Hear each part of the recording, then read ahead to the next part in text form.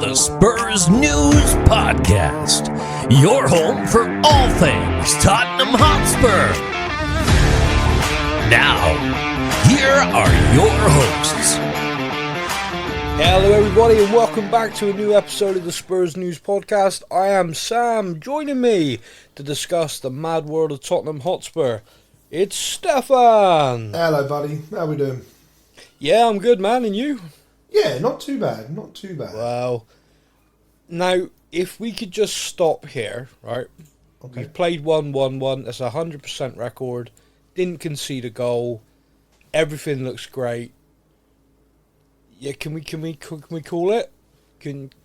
Just give us the trophy now? No? That works for me. Yeah, apparently Works not. for me. Apparently we got to go and play Man City next too. Well, that's fine because we are like their ultimate bogey team, which is hilarious. Yeah, I'm still not convinced, but it is funny to me though that I look at that fixture and go, oh, Man City away, and yet we went there and tonked them 4-0 last year. We were at the start of the fall off. And so Man City fans generally look at our fixture and go, oh, not them. Which is so bizarre. I love it. Like they could go away and beat PSG like 4-0 in the Champions League. Yeah. Absolute dominating performance. Their next game is away at Spurs and they're all like, oh well, okay. Next game after that be fine. I'm like, what? I mean, it's funny. I mean, it's odd, but it's funny. So we did win our opening game, which I'm delighted with. I predicted a draw. You predicted a win. We didn't do scores, did we? We just said win, lose, or draw. I think so. Yeah. Yeah, but if you were to predict, would it have been 3-0? No, I'd never predict clean sheets. Title of your sex tape. Yeah. Yeah. So 3-0 home win. You can only beat what's in front of you. I think that's something that's really key. Because a lot of people are like, calm down, it's only Burnley. Yeah, that's true. But ask West Ham and Everton how they did against the newly promoted teams. Yeah, again, fair. But you can only beat what's in front of you. Burnley were going to play a very rigid style, so us managing to get a goal. Because what I was worried about is I didn't see a kind of attacking pattern, and if I'm being negative, I still don't really, other than individual brilliance, which means when a team's going to sit in, which is something we always struggle with, how are we going to beat that? But getting the goal earlier on really helped, I think, because it meant Burnley had to play. I say early on, you know what I mean, it wasn't early. But, no, I know what you mean, yeah. That kind of helped, and then it was when Burnley were coming at us in the second half, it was sort of like a 10-minute period, we just picked them off, then goals 2 and 3. So that, yeah, I mean, 3-0 win, 3 points, clean sheet. You can't really ask for more, especially in the opening game of the season. No. I think just things I want to grab from it is Richy got 2 goals, Kudus with 2 assists. So just to start with Richy, I'm delighted for him because he seems a genuinely nice guy who has struggled a lot, both on and off the field, for a good number of years. Yeah. And there are some people or some players, and let's just keep it, some players you look at and you think, I really want you to do well. Like you seem like you might be. I mean, he's a typical Brazilian flair player in a lot of ways where, but he runs himself into the ground, and maybe if he didn't do that, he wouldn't keep getting these muscle injuries, but that's his nature. Point. Yeah.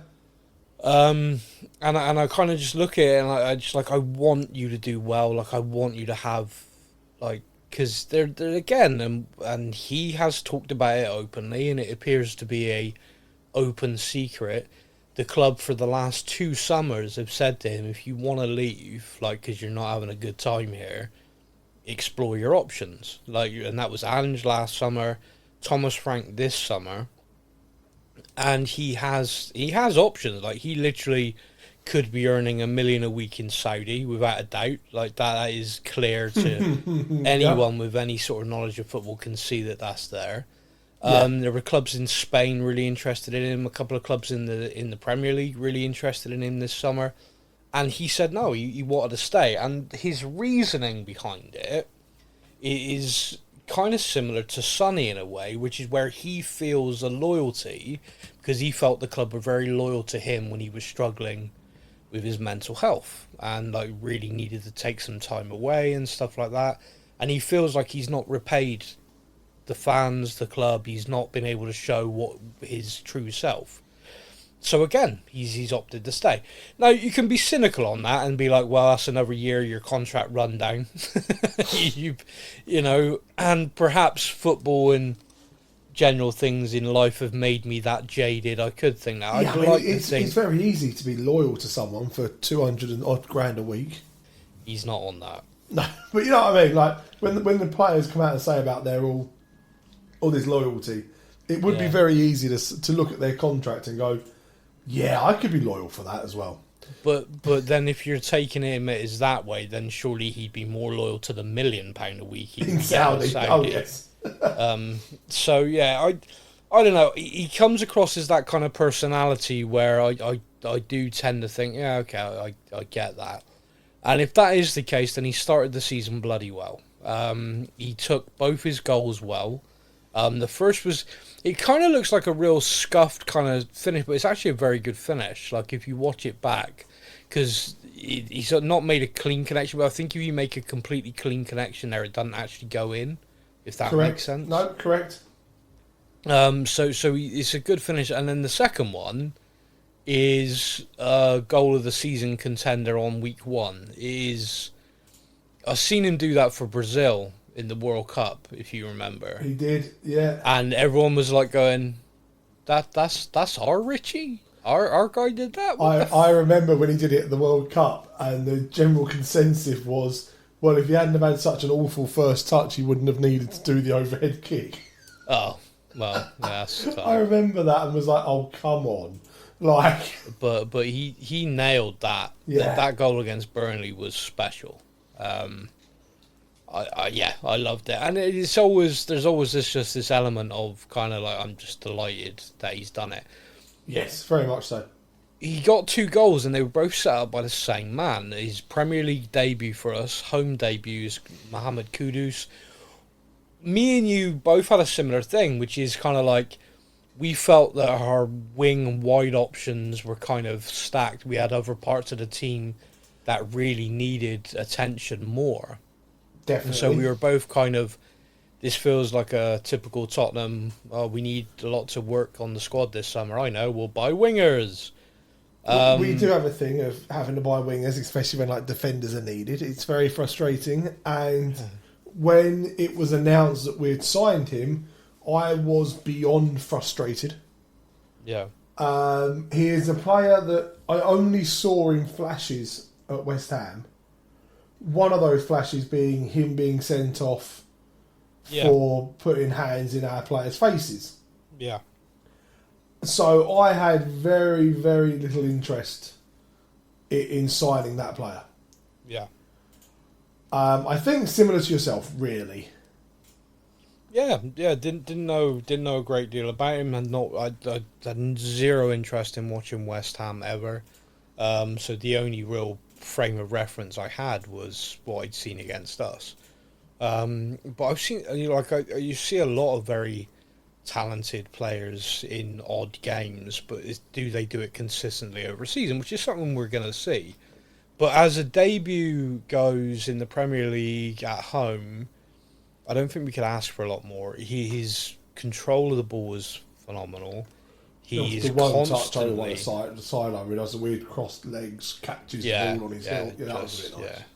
Yeah, that's just like, he didn't need to do that. I mean, that's just complete showing off, but I loved it. Yeah. All aboard the showboat back in the day for Soccer AM. Shout out. He did that. But he was beating people all the time. And if you look at the 2 assists he's got, that was largely down to him just beating his man and crossing the ball. sounds simplistic for a winger, but that's not actually something we've seen a great deal of from it's any not of our something we white do players. very often, no. So having that additional, the only player really in our side who does that is Odegaard, and of course his fitness issues and stuff last season, we didn't really see a lot of him. Yeah. So like Tell, Son, Johnson, they're more about getting to the back post, more about coming inside, hitting a shot.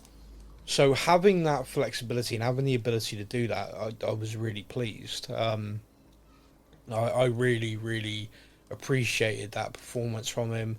And like I said, you're starting the season, game 1, he's opened his account with 2 assists for us. That's an impressive start. You can't deny that. Yeah, I think he's going to be a player that makes me hold my hands up and say, yeah, okay, I was wrong about you. Well, it's one game. So my thing is, you can see players like that perform brilliantly in odd games. He's going to Man City away next week. That's going to be another test. If he can keep that level and cause Man City defence, which I still don't rate that highly. I think the Man City defence generally looks disorganised. He can cause them problems. Yeah. So we'll have to wait and see. Of course, the obvious thing is we had a third goal, which was taken brilliantly by this man. Johnson again,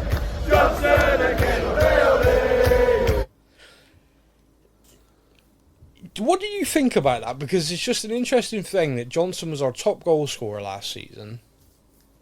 Thomas Frank is signed Kudus, so Johnson isn't first choice now. But he did come on, he got a chance, and he took it. And then conducted the crowd singing Johnson again, ole ole, which I love that as a celebration. I'd love to see that a few more times this season. Oh yeah. See, I was it after the Super Cup, or no? It wasn't. It was during this match. During this match, I put onto our group chat. Like, if I was Johnson, I would be pissed at the moment. Like last season's top goal scorer, you score the only goal in our first European trophy for 41 years. Yeah. You then don't even get on the pitch for the Super Cup final, which we're only in because you scored the goal. Yeah. And first game of the season, you've been put out on the left wing. When you're a right winger. Like, if I was him, I'd be sitting there going, hold up, wait a minute. This isn't how you treat a top goal scorer. What's going on, sort of thing. Maybe. But he still played the game with a smile on his face. He still popped up with a goal, and I'm like, fair play to him. Absolute fair play to him. And I wonder if actually the signing of Kudus is going to help Johnson, because they always say about you need competition to push you. Yeah, absolutely. And I wonder if now he has that competition, because Decky was obviously the competition before that. Yeah. But he started getting played a bit more before he got his injury. He was playing more in the central role as well. Yeah. Which kind of meant Johnson was fairly untouched over on that wing. Yeah. Now he has genuine kind of competition in a few different places. I'm like, this could see him push himself to the next level as well. It's also worth remembering that we are in 4 competitions this season, so we are going to need to see the squad rotated, players, come off, come on, and they're going to need to be at a level. Like, this is competition does breed that. I remember listening to Roy Keane talk about this, which he says a lot of daft stuff, I know he does, but one of the things he said, which I really quite sort of cottoned on to, is he was talking about how good some people are as squad players, and how he, although he was like first team, one of the first names on the team sheet, he would always kind of respect them almost more because of the job they had to do. And he talks about, if you're ever listening to talk about Ole Gunnar Solskjaer, talks about him in like a kind of glowing, almost family level terms. And he talks about him, he said, like, you can be on the bench and sat there and be pissed off you're on the bench. Or you can be on the bench and be completely engaged in the game. So when you're called upon to make an impact, you are up to speed, you are ready to come on and make that impact.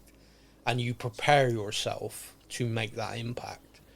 And he just talked about, and I kind of listened, and I kind of thought, well, yeah, okay, I know what to say. Like, Ollie was phenomenal off the bench and stuff like that, so I know what you're saying. But he's true. Like the game now especially is a squad game, and people, I think, even fans, still struggle to wrap their heads around it. Like, the number of substitutions allowed now made it a more of a squad game than ever. So you have to try and work on this theory. Like, I remember a couple of times last season it happened with Ange, and we saw Richy start a game towards the end of the season, if you remember, and he run himself into the ground, almost like he was told, on 60 minutes, we're swapping you out. So you have got to do 60 minutes and put all of your 90-minute energy into those 60. Like, yeah. You go for it, and you do that, and then they bring on Dom or whoever to swap him out, and like fresh legs. And you kind of look at it now and you sort of say, yeah, I imagine, obviously injuries will fuck that and throw that into, throw the spanner in the works. But you look at it and you wonder how many managers and how many players tactically now are doing those sort of things. Like, okay, around the 50, 60-minute mark, we're going to be swapping you out. So run yourself into the ground. Like, you go for it, empty the tank. And it's just kind of interesting, because rugby has been that way for a while. I know not everyone listening is a rugby fan, but rugby, with the ever since they sort of brought in substitutions in rugby, there are certain specialist positions now where those players don't ever play 80 minutes of rugby. They just never finish a game. Back when I was playing, it was kind of unheard of. You basically only got subbed if, your brain matter was on the pitch. And even then, sometimes they just tape your head back together and put you back on. But now it is very much... Yeah, but now it is kind of like accepted. Okay, I play in this position. I'm only going to play 40, 50 minutes of this game. And it's just kind of like, it has become a true squad game, a bit like NFL, I guess, which is a true squad game, but they swap on and out constantly. Yeah, that still confuses me. Whereas football or soccer, it is still this first 11. There's still like this weird mentality of like, oh, is he a first 11 player though? It's kind of like that. And it's, yeah, I mean, I'm guilty of it sometimes. I like look at signings and think, well, he ain't getting in our first 11. And then I got to kind of check myself with, yeah, but maybe it's not about that. Maybe it's a off the bench option, or maybe it's he's someone who's going to chase everyone down for the opening half, and then we're going to make a change because he's run them ragged, and so yeah, it's just interesting, the kind of the changes in the rules around those substitutions, therefore allowing a greater squad depth or a greater use of the squad.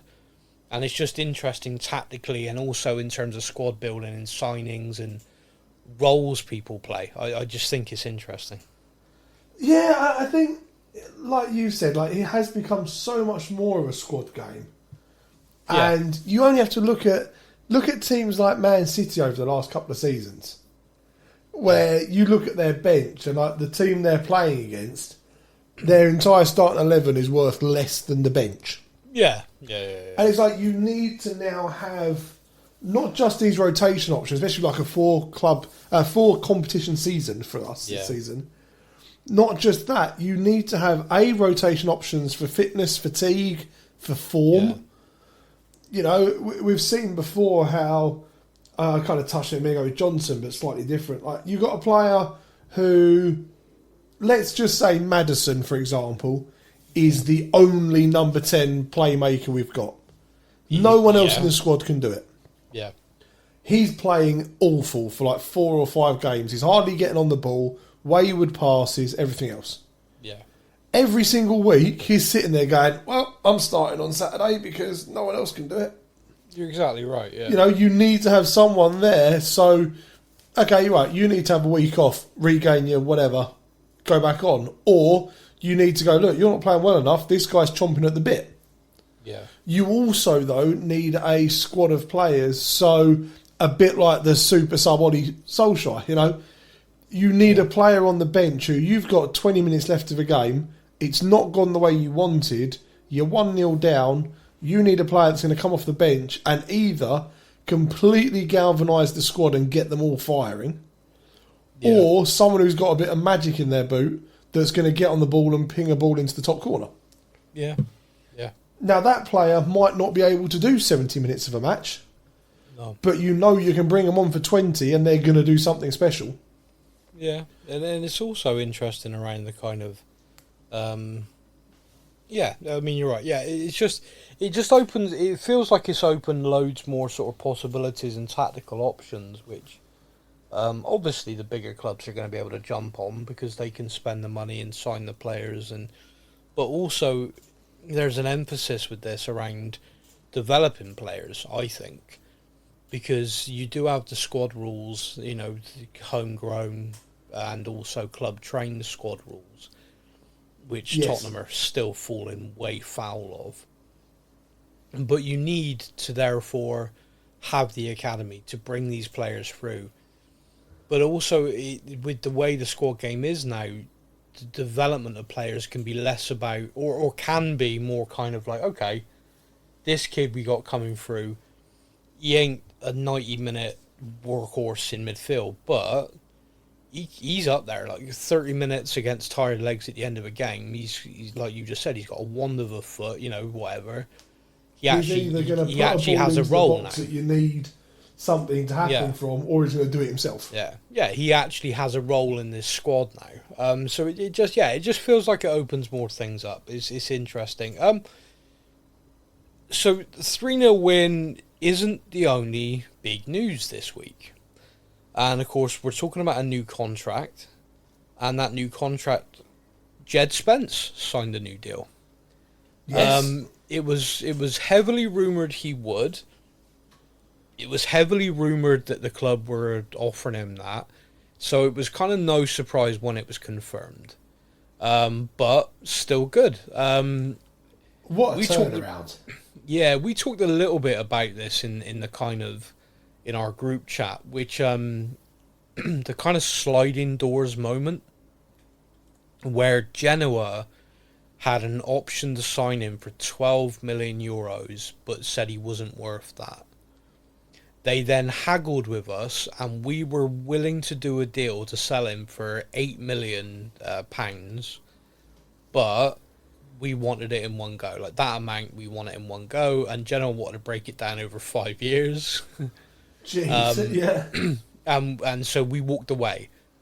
When we walked away, it was walked away with a kind of tactic of, oh, they'll come back. They'll want to do a different deal, and, you know, the player's surplus or whatever, we're going to let him go. Now, I said this in the group chat, and I'm going to stand by this. I kind of think right place, right time.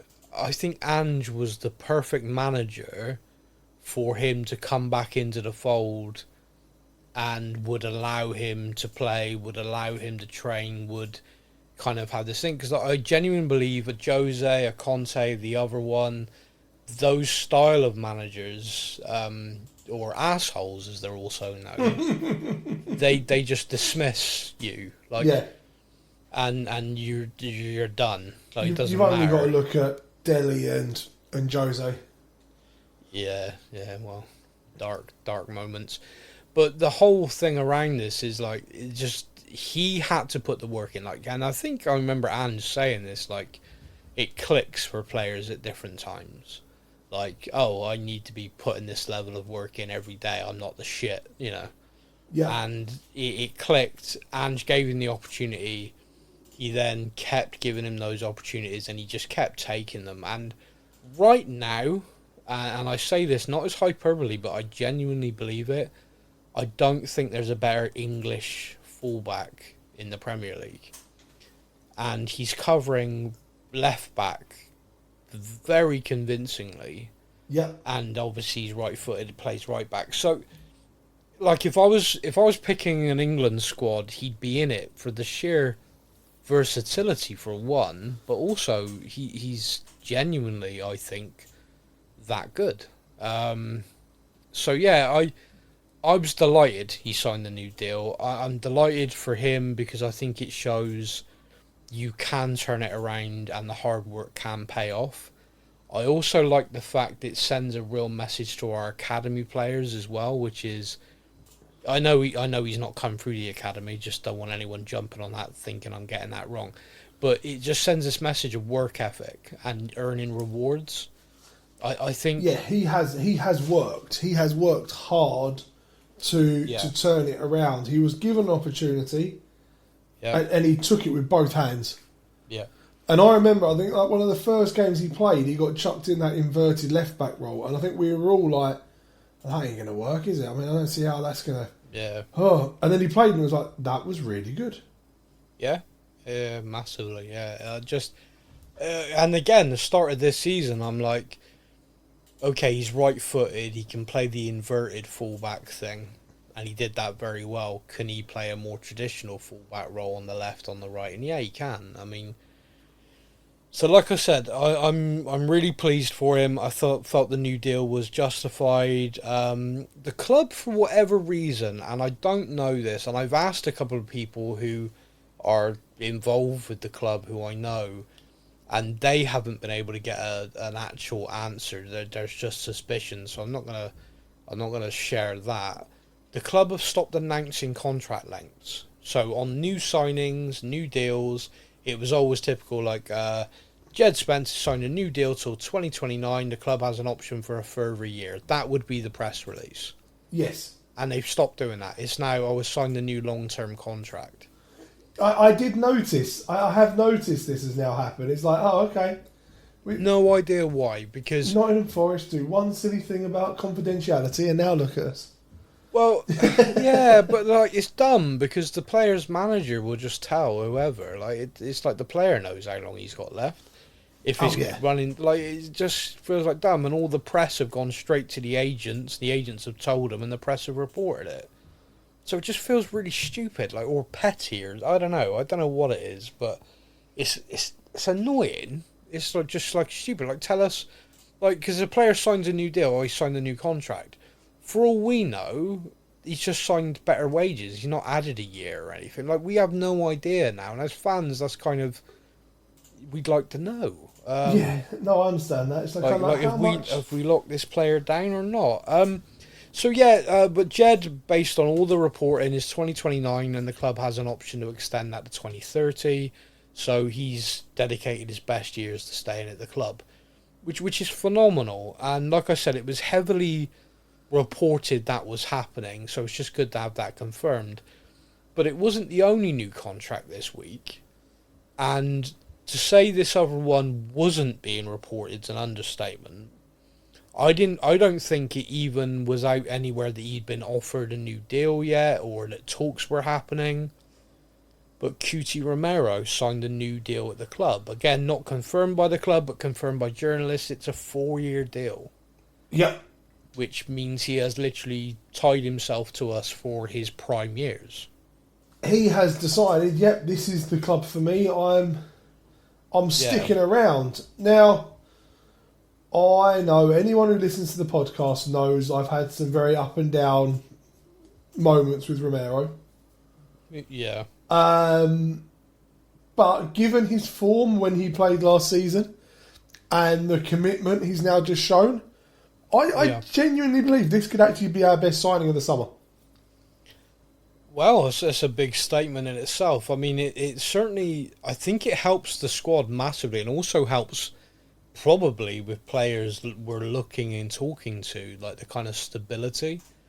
He is a world-class defender. He was called that by Lionel Messi. Yeah, when he calls you a world-class, you notice. Yeah, exactly. He's won the World Cup, 2 Copa Americas, he's won the Europa League, and man, does that guy know how to celebrate. Yeah. But it's an interesting thing, because we often talk about, and I think, again, this is almost like a video game thing. People forget the human factor in signings and transfers all the time. Yeah, it's very easy to look at your FIFAs and stuff like that and just be like, just pay the money. just do this, just chuck this at them. Yeah, but what if the player, because the example at the moment I keep talking to is about Mark Gahey at Crystal Palace. Yes. He's available for transfer. He wants to leave. Palace want to sell. He isn't signing a new deal there. He can leave for free next summer. Palace are almost desperate to sell. Tottenham, genuinely, from everything I've been told, have an offer and a package there which Crystal Palace are happy with. The player's not interested. He wants to go to Liverpool. He's got his sights set on that, and Liverpool haven't formalised a bid yet. That probably means as we're going to get closer to the deadline, Crystal Palace are going to have a horrible decision to make at some point soon, which is we now don't have time to replace him, but if we don't let him go, we're going to lose out on getting anything for him. Shit, what are we going to do? Yeah, they suddenly get stuck in a position that no club wants to be in. It's a nightmare. So they are actively like if we are in talks with them right now about SA. Everybody knows that. They're ongoing. If Gahey was to go, do you know what, Liverpool haven't come in for me, I'll talk to Tottenham. Seriously, that deal would get done. There is nothing to stop that other than the player. And what I keep seeing, which is really funny online, is just give Palace, make it 100 million, throw Gahey in. It's like you're forgetting the human factor. Yeah, forgetting it'd be amazing he is a just person. to make it 100 million and take both. But Crystal Palace would do that deal. Crystal Palace would yes, please, thank you very much. But the player doesn't want it, and it's kind of important. That's kind of a big factor. He wants to go to Liverpool, and that's his decision. Now, that can change. SA, earlier in this window, he grew up an Arsenal fan. Arsenal came in for him. He was fully focused on Arsenal. I get that. If you're an Arsenal fan as a kid, then that's got to be the dream, and that's got to be I get to go and play for the club I supported as a kid. Oh, 100%. Yeah, So, I guess that's got to be... Every professional footballer must have had that one team as a kid. Yeah. That you followed, you supported, you had the top or whatever of. Yeah. To have a chance to go and then actually play for that team... Yeah, that's got to be the dream. That's got to be. So, I said this to the people all the time, I'd love for us to sign him. He's a player I've wanted us to sign for a long time, ever since David Pleat pointed him out, probably. Yeah. But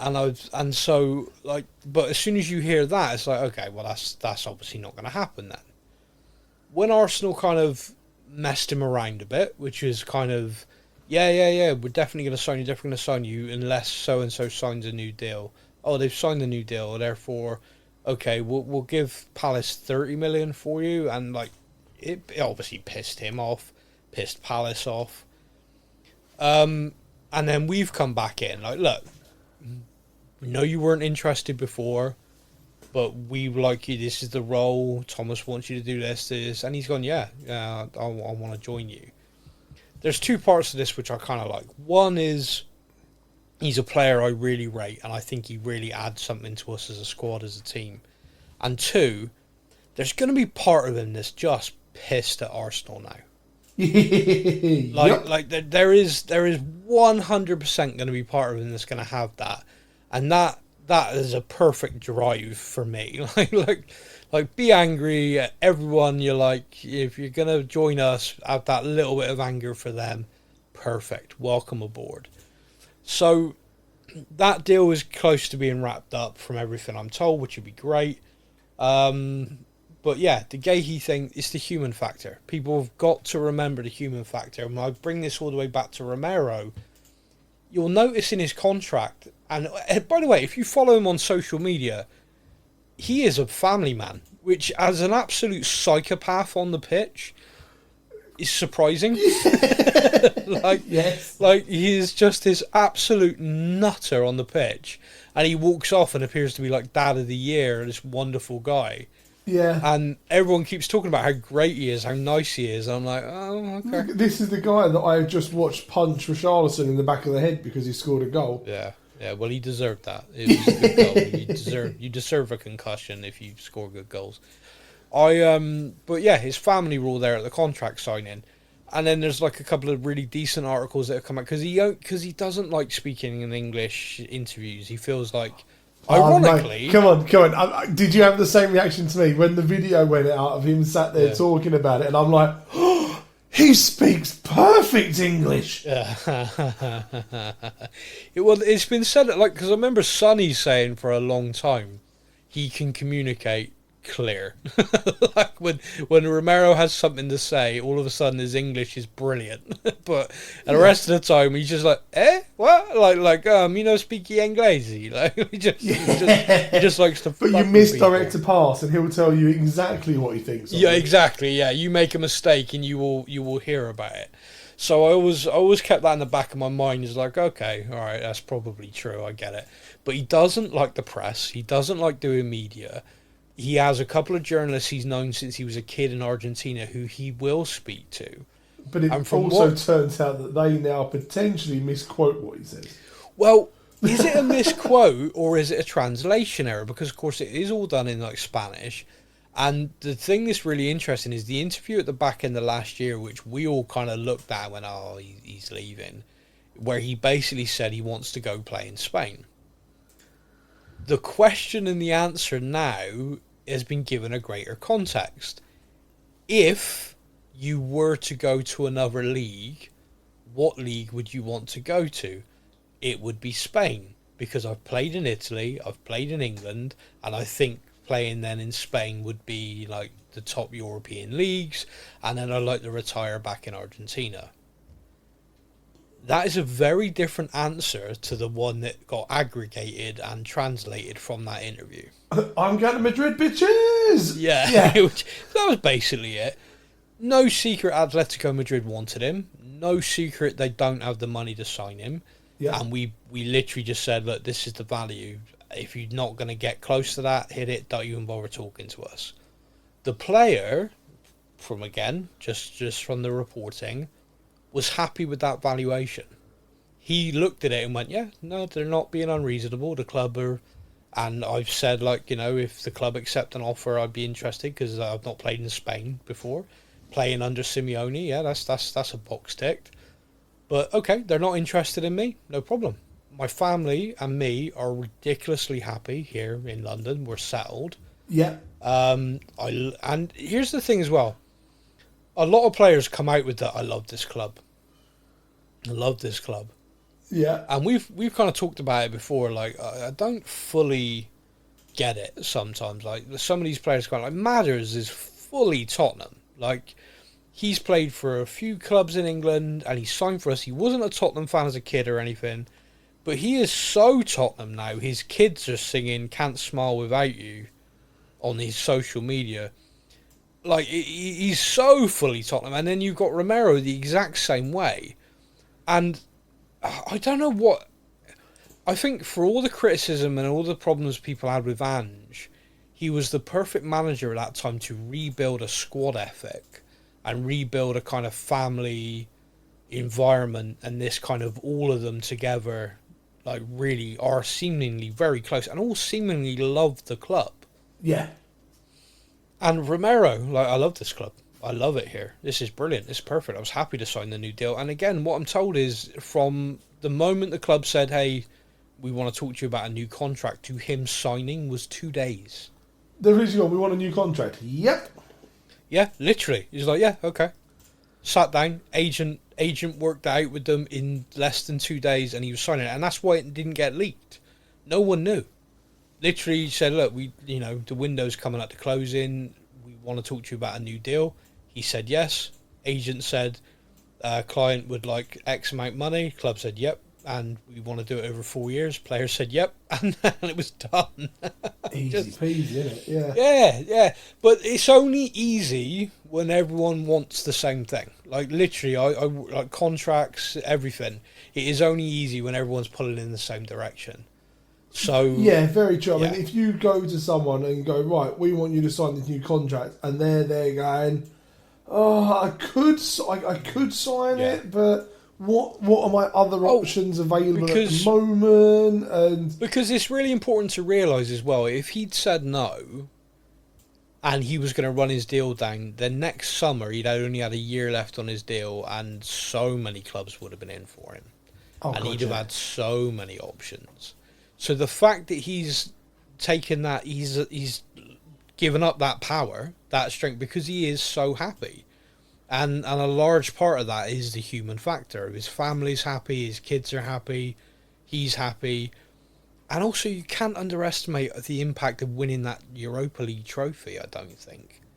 I mean, that guy partied hard after that. Did he. And the connection, I feel like, between him and the fans now is even better because of it. Like, I think almost every fan looked at him and went, yep, he's one of us. That's that guy. Yeah. Yeah, like he went hard to celebrate. And I loved that. Like, I just kind of like, yeah, that is how it should be. Like, you have really achieved something. And it almost, again, I just feel like the connection there is even bigger now. So he's like, oh, I'm a legend here now. Like, I'm happy. This is good. This is good. So I was delighted with both contracts. I kind of felt like the Romero one kind of shat on Jed's a little bit because it was like, here's Jed Spencer and went, yay! And here's Romero. What the you know, yeah, amazing. Poor Spence didn't really. He got like a day of yay, and then all Not of a sudden, even a day, oh man. my He got like god, a morning. yeah. But yeah, it was brilliant. I'm really, really happy with both of those. This brings us on to the part of the show which a lot of people thought was going to be last week, but I tend to always give everyone that little bit of time, and we've had one game in, but it is time for the admin predictions for the season. Yeah. This is always kind of funny because me and Matt started doing this, just me and Matt. Then we expanded it to involve Polynesian Dan and Lovely Laura. Obviously, you came on board, Stefan, you had your thing as well. I haven't got a nickname for Ryan yet, by the way. The newbie. Lone Report Ryan. Yeah. Yeah, Lone Report Ryan. Yeah, that's going to be him. Yeah, so just, I will say, for this season, our new admin Ryan is going to be doing the loan stuff for us. So once a month on the podcast, I will do a loan roundup talking, going through it. But starting once the window's closed, so all the loans are kind of finalised, people are at their clubs and stuff. Because doing one now is kind of like, oh yeah, he arrived Tuesday, had a nice bath apparently. He's started He's his been and first seen game. the local bars. Yeah, exactly. So there's going to be more to it. So that's fine. But anyway, once a week, every Monday, once the window's closed, you will get a loan report on our website, which will link to all the socials, so you can go and read it, which is going to be put together by Ryan, literally giving a full rundown every Monday of these are the players on loan, this is how they're getting on, this is what's going on. And like I said, once a month, I'm going to have a summary, and I'll run through it on the podcast as well. So between the website and the podcast, you should be able to be kept up to date with everyone on loan. But yeah, this is the admin predictions section where... let me look at this. 1, 2, 3, 4, 5, 6, 7. 7 questions this year. Yeah. Really straightforward. And I'm going to go through with Steph right now, his answers to this, live on the show. Do you know how difficult it was this year? Because I started this season so bloody negative. Well, okay. And I'm like, damn it. I'm trying to be... I'm trying my best to be realistic. See, I hate terminology around this. You're giving your opinion. Yes. Right? I'm giving my opinion of what I think is realistic, and I'm not... Like, no, I could easily sit here and, like... If you would have asked me a week ago, I would have been like, yeah, we're going to go out in the first round of this. I think I actually said at one point we're going to have a 42-game season. That's it. Yeah. Or something. Or 48 games. I worked out there's 8 games in the Champions League, then we're going out. There's at least 1 in each cup round. You know, at one point, that's where I was. And you think a 3-0 win over Burnley's changed that? Not massively.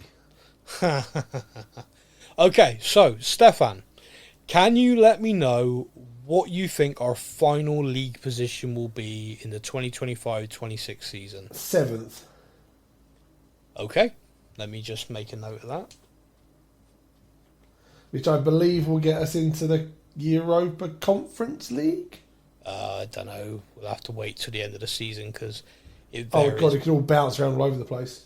So, where do you think we will finish the UEFA Champions League this season? I think we will get to the playoff stage.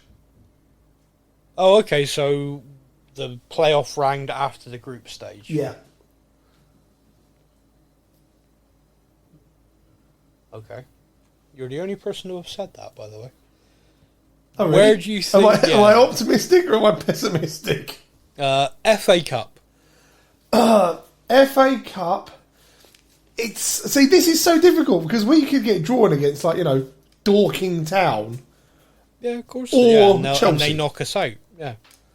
So, we enter the FA Cup in the third round, don't we, as a Premiership team? Yeah. Yep. Am I right? Yeah. Yeah, so I have us FA Cup fifth round. Okay, fifth. And the League Cup? Quarterfinals. Okay. Will Thomas Frank, still be our manager at the end of the season? Yes.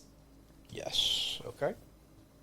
I want to point out, I ask that every year. That isn't just a Thomas Frank agenda. No, it is a generalised question. Club, with this club, so often, will they still be here? Of course they will. No, they won't. Not even by Christmas. Okay, who do you think will be our top scorer for the season? I have put down here Dom Solanke. Okay. Big Dom. However, after that first game, Richy did suddenly go, oh, wait a minute. And who do you think will get the most assists? This one I actually found really difficult. Because the person I would have normally have gone to automatically is now out for the season. Yeah. So I have actually gone with Sarr.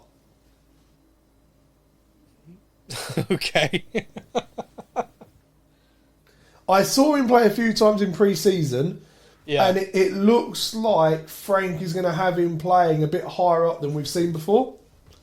Yeah, certainly possible. Yeah. And although, again, I looked at that first game of the season and was like, Kudus has really got 2. Well, see now, this is where my brain is with you, because if you're basing it on what we've seen, surely the fact there's a player who's already got 2 assists would suggest that's going to. I know the problem is I kind of had these answers in my head before that first game of the season because I knew the predictions were going to come up. Okay. And I watched pre-season and I was like, Sarr's going to have a really good season this season.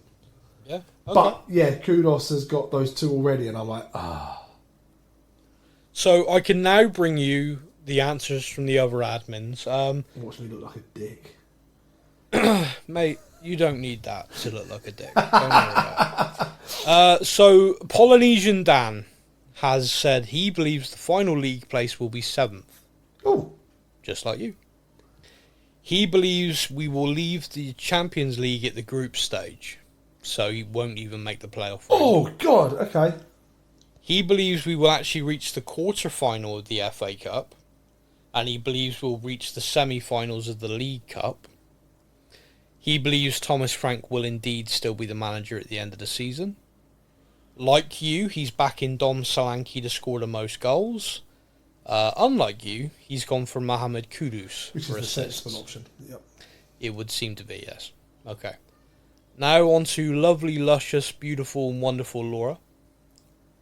She says final league place 6th, which I will point out now is the highest predicted league finish of any of the admin team. Wow, okay. She believes we'll make the last 16 of the Champions League. Ooh, get in. She thinks the FA Cup will end in round 4, the League Cup in the 5th round. She believes Thomas Frank will indeed remain as manager. She believes most goals this season will come from Richy, Richarlison himself. Nice. She once again believes most assists will come from Mohamed Kudus. Again, okay. Yeah, But 6th yeah. from lovely Laura. Lone Report Ryan. He believes we will finish 8th in the league. He believes we will make the last 16 of the Champions League, though. Mm-hmm. FA Cup, he believes we will exit in the 5th round. He thinks the League Cup, the quarter-final, like yourself. Yeah. He also believes Thomas Frank will keep his job. He thinks the most goals this season will come from Brennan Johnson.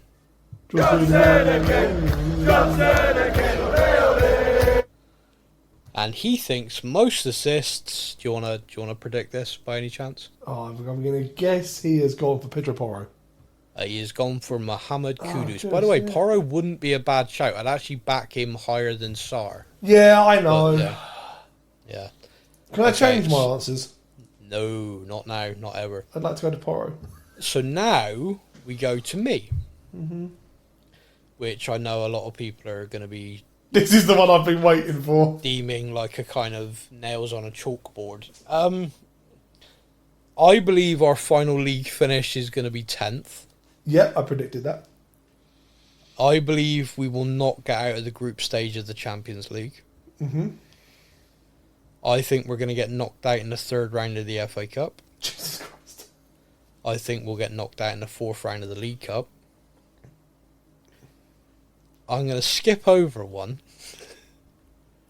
I think our Halloween, most goals. yep. I think most goals this season will be Solanke. Now this one's controversial and could come back to bite me in the ass badly, but most assists, I've said Esse. Who technically, at the time of recording, we have not signed yet, but I'm that confident. And when do you believe Thomas Frank's going to get sacked? So here's the thing, right? The question is, do I think Thomas Frank will be our manager at the end of the season? My answer is yes. I do think he will. Because the club are so happy with mediocrity, it doesn't matter how shit he is. There you go. There, yeah, fair. Yeah, okay, yeah. Now, I've got a lot of stick, by the way. There's a lot of emails come in, a lot of messages. My God, you've never sounded so negative and everything like that. Look, what I've tried to say is... Are they not around during the Nuno days? Like, trust me, you've been more negative. Yeah, that's a good point. Oh, balls, you said it, didn't you? We don't talk about no. We don't talk about no. Between that and Johnson again, that's gonna. I'm convinced I can get that jingle played once a week this season. You can, yeah, without a doubt. But I was pretty negative then. Look, let me just run through this because I feel like I need to justify myself in these things.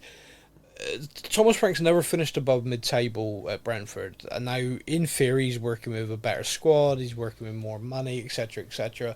But he's never managed a 4 competition season before. So my concern is between, although an improvement in terms of player ability and stuff like that, it's going to get ballsed up by him having the right. Like, it's going to be different for him this season. I would obviously love to be wrong on that. Let me just be really, really clear. I don't like him, but I obviously want him to succeed, because if he succeeds, the club I love succeeds. Very so true. Let me just make that really clear. My prediction on that is because I just think we're going to struggle. I think I look at it, we are constantly leaving every manager because of our board short in terms of squad options. We've already got an injury crisis. Like, they blame the injury crisis on Ange, and yet we already have one building. Like, right now, there are players out injured long term. I must admit, has made Twitter a very fun place to be right now. Oh, really? Yeah, because you have all these people that last season were kicking off about injuries aren't an excuse, you should have a backup and all this. And then during pre-season, when we lost to Bayern, we're like, yeah, but he's got players missing through injury. It's not his fault. Yeah. And you sit there and you go, 3 tweets ago, you actually said that injuries don't matter. Mate, the stuff, the cognitive dissonance people can do to suit their agenda is... Anyway, don't get me started on that, because you'll get me on politics and then I'll really be in trouble. So... the group stage of the Champions League. Now, honestly, I'd forgotten about the playoff round. I probably would have gone playoff round if I'd remembered, but that's not what I wrote down. So, Yeah, I can't imagine us finishing in the bottom. Was it the top 8 qualify straight away, and then the next 16 go into a thing, and then the bottom. You say that, but we don't know who we're playing yet. No, I'm quite looking forward to that draw. Yeah, so I'm one of the people that I absolutely love this new format. I didn't dislike it last season, which I thought I would. FA Cup and League Cup, I just feel like because Thomas Frank again managing the squad, and so much of that comes down to the draw, and I have not known us be lucky with draws really. Okay, Tottenham have been drawn to play away at Bayern Munich on Wednesday, and then Saturday they're in the FA Cup and they're going to be playing away at Liverpool. There you go. That's kind of how it goes that's what for us. Yeah. So for me, that's kind of where my predictions are. So even that's less away about at Tamworth, we make that difficult. Yeah, but my point is on this. That's where my predictions are, and that's why my predictions are there. I just don't. If we had a manager who had done this 4 competition season, he knows what's needed, he knows what he's doing with this, but he doesn't. Now that doesn't mean he won't succeed, but at the moment I'm looking at it from the point of view of I have no idea. So why would I assume when he's never finished above 10th? Mid-table was literally the best he's ever achieved in the Premier League. So why would I think he's going to achieve more than that when he's got the added Champions League aspect to it? Yeah, that's true. I don't remember Brentford ever really going deep into cup competitions either. No. So there you go. So that's where my predictions are. Do I think he keeps his job? The answer is yes. I will point out I originally wrote no. Because there was part of me that was kind of thinking to myself, if we don't start the season well, how quickly will things turn on him, similar to the other guy we don't talk about, because otherwise I'd have to play it again. Yeah. And whether that would then mean that he'd be gone fairly quickly for someone with experience of Europe and etc. etc. But then after the big deal they made about... Because this is one of the things that pissed me off, right? And Thomas Frank said this as well, which I really didn't like. When he joined, he did this big thing about, I'm just going to be building on what Ange did. Ange did an incredible job winning the Europa League, stuff like that. And I thought, yeah, that's perfect. You don't need to talk about the past. You just need to go, we're going to build on this, move on. Yeah. Great. You don't get involved in that. But the club have been doing a real hatchet job on Ange and what he did to kind of justify sacking him. I get that that's what you do. I get that that's the PR thing you do. But when Thomas Frank laid in as well along the lines of my role is to make sure we're competitive in all competitions this season, unlike last. Okay, and what fucking experience have you got of that exactly? Because the last guy not only was experienced, he won it. Yeah. And we sacked him. You've never managed in Europe before, never managed a 4 competition season before. You've never won anything before. In any league, in any job. So where are you coming from with that? And that pissed me off, which doesn't help my feelings towards him, obviously. But also, again, beyond that, that's what that is the messaging from the club. The club are trying through every avenue they have, every pet journalist, everything. It's just, last season was awful. Terrible. 17th. We won the Europa League. Doesn't matter. 17th. Awful squad management. All the players were struggling with fitness. Not one player came out blaming Ange. No. And I'm telling you, they do that. If they have a genuine problem, they are so fast to get that word out there. There's a problem here, the training methods, every single one of them defended him to a man. Yeah, I remember Porro coming out and going, no, it's a load of rubbish. Yeah. Yeah. Him, Van der Ven, loads of them. So it is this kind of warping of history now of like, we won the Europa League through dumb luck. No, stop doing that. No. And winning that trophy has changed things. Us as fans now get to do the War of Trophy joke. I mean, one of these parody accounts, which have ripped the piss out of us constantly for years, yesterday had the Arsenal fan who bought SA10 Arsenal shirt, right? Yep. And so this parody account, like Spoof Football or whatever, it's got like 1 million followers, which I didn't realise.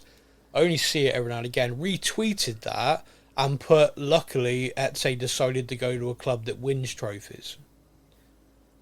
Thank you, Ange. We like, that's like, the whole thing's changed. Like, everything's changed because of that. The whole attitude's changed. People aren't able to give a shit anymore.